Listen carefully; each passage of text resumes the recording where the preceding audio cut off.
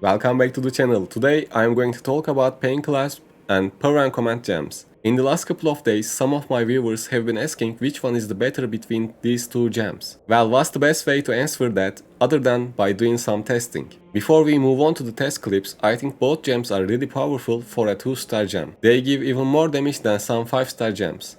So you can't really go wrong here, but there are a couple of things you need to pay attention to. First, for Plain Clasp to work, you need to use continuous damage skill, and your enemy needs to be under effect of it, otherwise you won't receive any damage bonuses.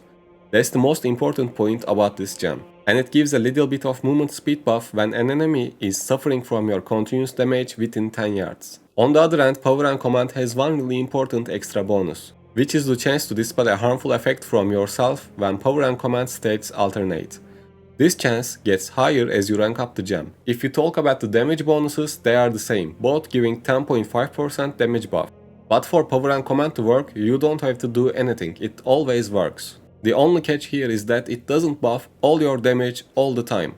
Power state increases your primary attack damage and command state increases all other skill damage. They alternate every 9 seconds and you don't have any control over it. So for example, if your build doesn't require any use of primary attacks, you will miss out on that buff half of the time. And in PvP you can't always plan your attacks, so you might have to use your skills but the gem might be on the power state. So your skills don't get buffed. That's the only issue with the Power and Command. Basically, if you have a continuous damage effect on your build, I would recommend Plain Clasp 100%. But for Power and Command, you need to think about your own playstyle and decide for yourself. Now I will add the test clips so you can see how both gems affect your damage.